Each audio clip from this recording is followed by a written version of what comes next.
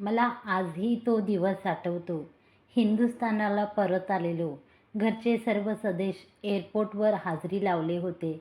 त्यामध्ये माझी 3 वर्षाची मुलगी त्रिशा ही माझ्यासोबत होती. काव्याला शोधत होते.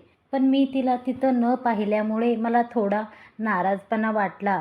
घरच्यांना भेटून मी त्रिशाला उचलून घेतलं. तेव्हा त्रिशा जोरजोरात रडू लागली. तेजस, तिला माझ्याकडे दे, दीदीचा आवाज आला. लगेच मी तिला विचारले, काव्या का नाही आली मला घ्यायला? एवढ्या छोट्या बाळाला पाठवले आणि तिला यायला काय झाले होते? तेजस, तू नको टेन्शन घेऊ. ती तुझ्यासाठी घरी जेवण बनवत आहे. ती कुठे रोज रोज काम करते. आज तुला सगळे भेटायला येणार म्हणून स्वयंपाक बनवत आहे. मी दीदीचे ते वाक्य ऐकून खामोश झालो. एअरपोर्टपासून घर 1 तासाच्या अंतरावरती होते. मी त्रिशासोबत खेळत गप्पा मारत बसलो. ती आता माझ्यासोबत दोस्ती करून खुश झाली होती, रडत नव्हती. मग मला पण बरं वाटले. पण माझं मन उदास होतं काव्यासाठी. काव्या आली असती तर 3 वर्ष पूर्ण झाले. मी तिला पाहिलं नव्हतं. स्वयंपाक खूप जरुरी होता का मला भेटण्यापेक्षाही? मनात वेगवेगळे विचार सुरू होते. मग आम्ही घरच्या दरवाजात पोहोचलो. काव्या तिथे पहिलंच येऊन थांबली होती. गाडीच्या आवाजाने मला वाटले लगेच तिला भेटून घ्यावे. लांबूनच तिला पाहून मी स्मितहास्य केले आणि ती पण मला पाहून हसून आमच्यासाठी पाणी आणायला आत निघून गेली. दिवसभर पाहुण्यांचे येणे जाणे सुरूच होते. घरचे खूप खुश झाले होते आणि माझे सारे मित्रमंडळी मला भेटण्यासाठी दिवसभर येत होते. काव्याला तर 1 मिनिटाचा सवड नव्हता. कधी कुणाला चहा देत होती, तर कधी कुणाला जेवण, कधी कुणाला नाश्ता, असे तिचे सतत चालू होते. मला काव्याशी कधी बोलू असे वाटत होते.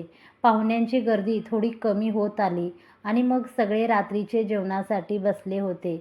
विचार केला की काव्याशी काहीतरी मदत करू. अख्खा दिवस कामातही कामात. मी असा विचार करून उठलो. तेवढ्यात आईने बोलवले. तेजस, ये माझ्याजवळ बस. हां आई, जरा काव्याला भेटून येतो. थांबा. तर आईने म्हणले, काव्या तुला नंतर भेटेल. तिचे आता काम आहे. ती काम झाल्यानंतर येईल तुला भेटायला. तू इकडे ये आता. असे पण कधी काम करते ती, आज तर करतीये. हे ऐकून मी हैराण झालो. मी दुसरी वेळ ऐकत होतो. दीदी पण काव्या काम करत नाही आणि आता आई पण तिला बोलली. ती कुठे काय काम करते? ते ऐकून मी पण गप बसून विचार करू लागलो. आई बरोबर सांगत असेल. आई मला कधी खोटं बोलणार नाही. रात्री सर्वजण झोपायला गेले तसे मला रात्री काव्याशी बोलायला वेळ मिळाला. काव्या, कधीपासून तू इतकी शांत राहत आहेस? तू तर इतकी बडबडत राहायची. आता काय झाले तुला? पहिले तर तू ऑफिसमध्ये इतकी गप्पा गोष्टी करत होती. तुला गप बसायला सांगायला सगळे थकून जायचे. जसे की काव्या आणि मी एकच ऑफिसमध्ये काम करत होतो. काव्या मला पहिल्या दिवशीपासून पसंत पडली होती. नोकरीसाठी ती पहिली वेळ ऑफिसमध्ये आली होती. मासूम होती पण बोलायला 1 नंबर होती. आम्ही 3 वर्ष एकसाथ ऑफिसमध्ये काम करत होतो. काव्या आणि माझ्यामध्ये प्रेम वाढत चालला होता. आम्ही दोघे प्रेम करून बसलो. त्यानंतर मी आईला कसेबसे पटवून काव्यासोबत लग्न करून घेतलं. त्या 1 महिन्यामध्येच मला कंपनीकडून ऑफिस वर्कसाठी बाहेर देशाला जाण्यासाठी ऑफर मिळाली. मी लग्नानंतर 1 महिना तिथे राहू शकलो. जाण्या येण्याची, इकडे तिकडे फिरण्याची कामे वाढली. नंतर काव्याला वेळ द्यायला मला मिळाला नाही. काव्या, तू आता बोलत का नाहीस? ते मी असेच. काव्या इतकं बोलत होती. त्रिशा उठून रडायला लागली. मग ती त्रिशाला शांत करण्यात व्यस्त झाली. मला कधी झोप लागली मला कळालेच नाही. सकाळी त्रिशा अंथरूणावर रडत होती तेव्हा माझ्या डोळ्यांची उघडझाप चालू झाली. काव्या, त्रिशाला भूक लागली वाटतं, तिला दूध दे. काव्या, काव्या असे तिला आवाज देत राहिलो. पण तिने परत रिप्लाय दिला नाही. मी त्रिशाच्या आवाजाने झोपेतून उठलो. त्रिशाला उचलून घेऊन काव्या कुठे आहे? मी सगळीकडे तिला शोधत राहिलो आणि रूममधून बाहेर आलो तर काव्या किचनमध्ये होती. काव्या, आणखी थोडे घेऊन ये. आईने काव्याला आवाज दिला. ते आवाज ऐकून मी काही वेळ तिथे थांबून राहिलो. सगळे लोक नाश्त्याच्या तयारीत होते. काव्याला एकटीला सोडून सगळे नाश्ता करत होते. आईने मला पाहिले आणि म्हणाले, तेजस इकडे ये, नाश्ता तयार आहे. हे बघ सगळे तुझे भाऊ बहीण इथेच आहेत, तू पण ये. आई म्हणाल्या, आई काव्या कुठे आहे? त्रिशाला भूक लागली वाटतं. तेव्हा दीदी म्हणाली, त्रिशाला इकडे दे आणि तू जा झोपून घे, त्रिशाला मी घेते. दीदी म्हणाली तसे मी त्रिशाला दीदींकडे दिले. काव्या किचनमध्ये एकटी आणि माझं मोठं कुटुंब असल्यामुळे माझ्या कुटुंबात कमीत कमी 18 लोक होते. खाण्यामध्ये सर्व बिझी होते. आई तर म्हणत होती की काव्या तर कामच करत नाही आणि मी तर आता पाहिलं की काव्याला इतकं काम असतं. आणि आई का अशी बोलत होती मला काही कळत नव्हते. मी काव्याला मोठ्याने आवाज दिला की काव्या तुझा आणि माझा नाश्ता घेऊन रूममध्ये ये. हे शब्द माझे घरच्यांना सगळ्यांना आवडले नाही. मलाही ही गोष्ट आवडली नव्हती की काव्याला इतकं काम, सकाळपासून दुपारपर्यंत, संध्याकाळपासून रात्रीपर्यंत बस किचनमध्ये काम करत सर्वांची इच्छा पूर्ण करत राहणार. मला आता समजले होते की काव्या कशी काय इतकी गप आहे. काव्याच्या चेहऱ्यावर बदल जाणवत होते. मला वाटले मी तिला सोडून परदेशाला गेल्यानंतर सगळे घरचे तिला दबावात आणले होते, त्यामुळे ती अशी नाराज झाली असेल. तिने ऑफिसचे काम सोडून दिले असते तरी चालले असते. मी काही तिला बोललो नसतो, पण तिने का मला कधी विचारलेच नाही की तिला कामाचा लोड होत आहे. काव्याने आम्हा दोघांसाठी खोलीत नाश्ता घेऊन आली. काव्या आणि मी नाश्ता करतच होतो की आईचा आवाज आला, काव्या आणखीन थोडा नाश्ता घेऊन ये, सुमन आलीये. सुमन माझी बहीण होती. ती राहायला जवळ होती. ती रोज नाश्त्याला किंवा जेवणाला एक वेळचं जेवण किंवा नाश्ता इथंच असायचा. काव्याची कंबर दुखत होती तरी पण काव्याने आईने जेव्हा आवाज दिला त्यानंतर लगेच उठून गेली. तिला द्यायला नाश्ता तयार केला. मी बोललो तिला की राहू दे, नंतर जा, आता आराम कर. तिने काही माझं ऐकले नाही आणि सुमन दीदीसाठी नाश्त्याचे ताट तयार करायला लागली. सुमन दीदी आमची मोठी बहीण होती. ती आम्हा सगळ्यांची काळजी घेत होती आणि सगळ्यांना खूप प्रेम करत होती. आम्ही तिच्याशी गप्पा मारत बसलो होतो. गप्पा गोष्टी झाल्यानंतर मला काव्याचे काम पाहून राहवले नाही, त्यामुळे मी जाऊन किचनमध्ये तिला मदत करू लागलो. ते पाहून घरच्यांना कुणालाच माझी वागणूक आवडली नाही. जेव्हा काव्या त्रिशाला झोपवायला रूममध्ये गेली होती, सुमन दीदीने मला बोलवले आणि मला म्हणाली की हे तुझे असे काम केलेले अजिबात आवडत नाही. तुम्ही पुरुष आहात, बायकांची कामं कशाला करतात? तिला करू दे ना, ती तर काय करते. तेजस तू तुझ्या बायकोची मदत जरूर कर, पण कुणी नसते वेळी आणि सगळ्यांसमोर अशी भांडी उचलणे, खरकटी उचलणे बरं दिसत नाही. तू अशी तिला सवय लावल्यानंतर ती म्हणल की रोजच करा. तिला पण सवय लागून जाईल. दीदीचे जे वाक्य माझ्या मनाला लागले आणि मी तिला मदत करायची बंद केली. काही दिवस असेच निघून गेले. काव्या आपले दिवसभर सतत कामात राहत होती. मला कधी वाटले तर मी त्रिशासाठी दूध गरम करून देत होतो, बस इतकंच. कधी तिला मदत करायला गेलोच नाही. आईला आणि दीदीला आवडत नाही म्हणून मी हा विचार सोडून दिला.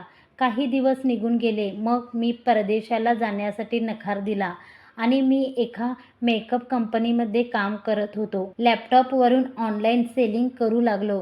थोडेफार चांगले आमची कमाई होत होती. सगळे नॉर्मल चालले होते. मी कधी लक्ष दिले नाही की काव्या काय करते. जेव्हा मला 3 मुले झाले तेव्हा मला पैशांमध्ये कमतरता जाणू लागली. माझ्या 2 मुली तर आता शाळेत पण जाऊ लागल्या होत्या आणि छोटा मुलगा लहान होता. तर आम्ही विचार केला की मुलींच्या चांगल्या शिक्षणासाठी, त्यांच्या भविष्यासाठी शहरामध्ये जावे. आणि काव्या, मी तुला एखादी नोकरी शोधतो आणि मी घरी ऑनलाईन काम करू शकतो, मुलांची काळजी घेत असे आमचा शहराला राहायला जायचा निश्चय झाला. तेव्हा मी सुमन दीदीला सर्व सांगितल्यानंतर तिने बोलले, जाऊ शकता, पण आईला कधी विसरू नका. मला तर वाटत होते आईला आपल्यासोबतच घेऊन जावे, पण आई ठरवलेली ती गावामध्येच राहणार मोठ्या भाऊसोबत. शहरामध्ये गेल्यानंतर मी माझं ऑनलाईन काम चालू ठेवले आणि काव्या आता जॉब करू लागली. सकाळी लवकर उठून काव्या घरची कामे आवरून ऑफिसला जायची आणि मुलांना शाळेत सोडणे आणि आणणे मी करायला लागलो. मलाही वेळ मिळत नव्हता आराम करायला. काव्याला पण वेळ मिळत नव्हता. एके दिवशी काव्या ऑफिसवरून आल्यानंतर खूप दमून झोपून गेली होती. मी आणि मुलं उपाशी राहिलो. आता काव्या खूप दमल्यासारखी वाटत होती. जेव्हा ती संध्याकाळी ऑफिसमधून यायची तर ती खूप दमून यायची आणि ती लगेच झोपून जायची आणि रात्रीचे जेवण आम्ही हॉटेलमधूनच मागवायचो आणि काव्या म्हणायची की तेजस मला दवाखान्यात घेऊन जाईल. मी माझ्या कामाच्या धुंदीत डॉक्टरजवळ तिला जायचं टाळतच होतो. असे दिवस निघून जात होते. ना मला वेळ मिळाला ना काव्याला. ती तशीच काम करत राहायची, पण ती खूपच थकलेली राहायची. काय समजले नाही की तिला काय झाले होते. एक दिवस मला पोटदुखीमुळे खूप आजारी पडलो होतो आणि मला वाटत होते की मी ह्याच्यातून वाचणार नाही. तेव्हा मला समजले की काव्याला किती त्रास होत असेल. पण माझी काळजी काव्याने घेतली. पण माझ्यासोबत माझे घरचे लोक पण होते. त्यांनी कधीही माझी काळजी घेतलीच नाही. तेव्हा मला समजले की मी काव्यासोबत खूप चुकीचे वागत आहे. पण हे सर्व काही दिवसांचा विचार होता. परत मी त्याचप्रमाणे वागत राहिलो तिच्याशी. मला असे वाटत होते की काव्या जॉब करत घराकडे लक्ष दिले पाहिजे. मुलांना सांभाळायला हवं. तिने रात्री जेवण पण बनवायला हवं. मी कधी मदत करायला उठलो की मला आठवायचे की सुमन दीदीने सांगितलेले जे की जास्त मदत करायची नाही बायकोला. ते शब्द मला आठवायचे. मी कुठलीही मदत करत नव्हतो. माझ्या डोक्यात तेच विचार होते. त्यामुळे काव्याला पण वेळ मिळत नव्हता आणि माझी मनस्थिती चांगली नसल्यामुळे आमच्या दोघांमध्ये वाद सुरू झाले. ती कधी आपल्याला वेळ देत नव्हती आणि मी ते मान्य करत नव्हतो. कधी स्वयंपाकावरून तर कधी तिच्या घरच्यांवरून, कधी माझ्या घरच्यांवरून, कधी मुलांवरून तर कधी अभ्यासावरून. सारखे आमच्या दोघांमध्ये वाद सुरू होते. कधी कधी भांडणे मिटत होते तर कधी कधी असेच 8-8, 15 दिवस वाढून जात होते. आज मी खूप उदास आहे. का?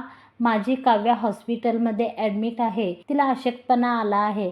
आता घरामध्ये माझी मुलं आणि मी इतकेच आहोत. आमची काळजी घेण्यासाठी कुणीच नाही. जी आमची काळजी घेत होती ती तर हॉस्पिटलमध्ये आहे.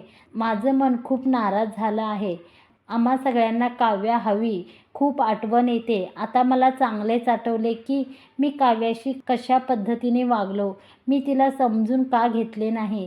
तिची मदत का केली नाही. दीदीने मला असे का सांगितले की काव्याची मदत करत जाऊ नकोस. काव्याला सांभाळण्यासाठी तिची आई आली आहे. माझे तर घरचे फक्त फोनवरच चौकशी केली होती. मला असे वाटायचे की काव्या कामापासून लांब पळत आहे, जबाबदारीपासून लांब पळतीये. लग्नापूर्वी खूप हसून खेळून राहायची. काव्या लग्न झाल्यानंतर तिच्या चेहऱ्यावर कधीच हसली नाही. माझ्या घरचे आणि मी तिला खूप त्रास देत होतो, मानसिक आणि शारीरिक. त्यामुळे काव्याचे खूप हाल झाले होते. आता काव्या आम्हाला साऱ्यांना सोडून हॉस्पिटलमध्ये ॲडमिट असल्यामुळे आता मला पश्चाताप होतोय. काव्या, मी खूप मोठी चुकी केली आहे. तुला सोडून आपण राहू शकत नाही.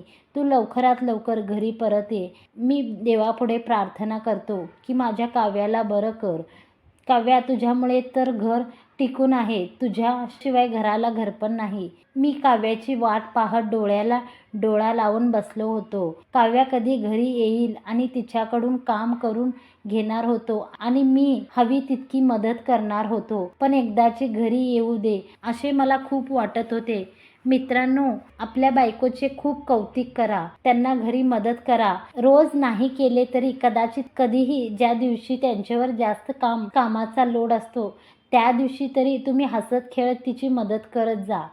तिचं कौतुक करा. जे लोक बायकोचं कौतुक करतात त्यांच्या बायका सतत खुश असतात. मित्रांनो, आपण एकसारखंच समान हक्क दिले पाहिजे. सगळ्यांनी एकमेकाला मदत करून प्रेमाने राहायला पाहिजे. तेव्हाच घरचे घरकुल होते. आणि मित्रांनो, एक जरूर तात्पर्य आहे. आपली बायको आपली असते तर आपल्या घरच्यांना वाटते की मुलगा आपला आहे पण सून नाही असे त्यांना वाटत असते. तर मित्रांनो, हा गैरसमज तुम्ही पहिले दूर करा. आपले घर सोडून दुसऱ्याच्या संसारासाठी हे सर्व करत असते, जिरत असते तर तुम्हीही तिला प्रमाणे हक्काने आपल्या मुलीसारखे वागवा. आपल्या बायकोला आपल्या घरची मुलगी असे समजून घ्यायचे. जगातील सर्व मुली आणि सर्व सुनांना एकसारखे मानले तर सून आणि मुलीमध्ये काही भेदभाव राहणार नाही. तर मित्रांनो, आजचा तुम्हाला हा व्हिडिओ आवडला असेल तर नक्की जरूर एक लाईक करून घ्या आणि ह्या व्हिडिओला तुम्ही जरूर तुमच्या मित्रांसोबत, तुमच्या मुलीसोबत, तुमच्या सुनेसोबत, मुलांसोबत शेअर नक्की करा. आणि आवडत असेल आणि असेच वेगवेगळ्या प्रकारचे तुम्हाला कथा आवडत असेल तर आमच्या निकित मराठी कथा या चॅनलला सबस्क्राईब करून घ्या. समोरचे बेल आयकॉन